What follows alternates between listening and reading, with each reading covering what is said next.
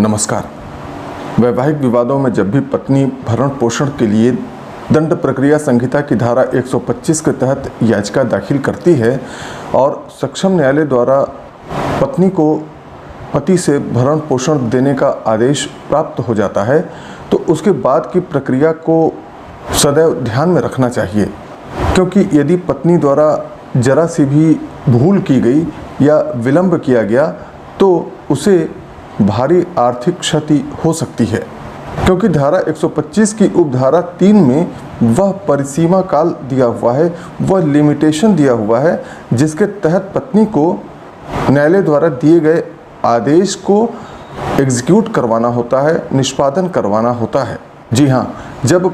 सक्षम न्यायालय पति को भरण पोषण देने का आदेश दे देती है और उस आदेश में वह तारीख दी होती है जिस तारीख से वह आदेश लागू होना है, यानी जिस तारीख से पति को भरण पोषण देना है उस तारीख से 1 वर्ष के भीतर यदि पत्नी भरण पोषण की देय रकम की वसूली के लिए न्यायालय से वारंट जारी करने का आवेदन नहीं करती है तो फिर न्यायालय द्वारा ऐसा कोई वारंट जारी नहीं किया जाएगा। दूसरे शब्दों में यदि हम इसे कहें तो धारा 125 की उपधारा 3 का जो प्रथम प्रंतुक है उसमें यह स्पष्ट लिखा हुआ है कि ऐसी भरण पोषण की राशि जिस तारीख से दे हुई है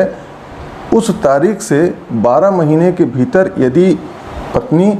उस रकम की वसूली के लिए प्रार्थना पत्र दे देती है तो ही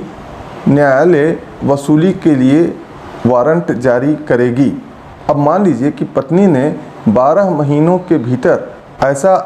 प्रार्थना पत्र न्यायालय में नहीं दिया तो क्या होगा? तो सिर्फ इतना होगा कि उन 12 महीनों के रकम की वसूली नहीं की जा सकेगी। उदाहरण के लिए मान लीजिए कि आदेश प्राप्त हो गया और आदेश प्राप्त होने के बाद 12 महीने बीत गए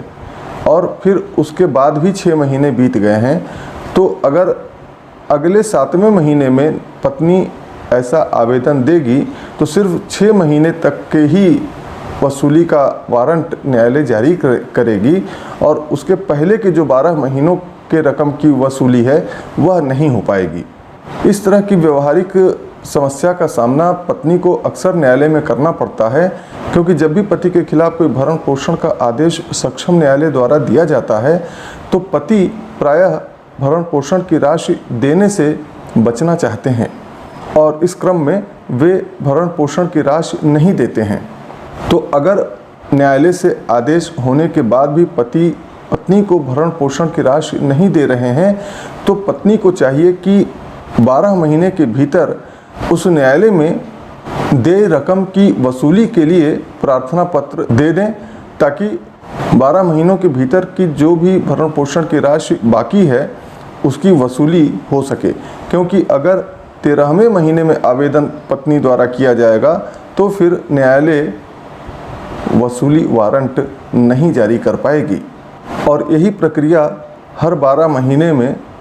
पत्नी को करते रहना चाहिए यदि पति भरण पोषण की राशि समय से नहीं दे रहा है तो ये थी धारा 125 के तहत भरण पोषण की राशि की वसूली के लिए वारंट जारी करवाने के संबंध में लिमिटेशन परिसीमा काल के बारे में संक्षिप्त जानकारी।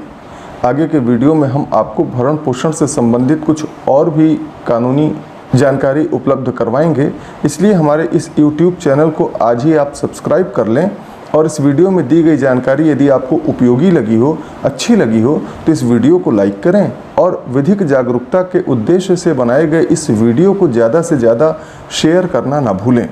यदि इस संबंध में कोई आपका सवाल हो तो नीचे कमेंट बॉक्स में आप अपना सवाल कर सकते हैं, हम उसका जवाब देने का पूरा प्रयास करेंगे।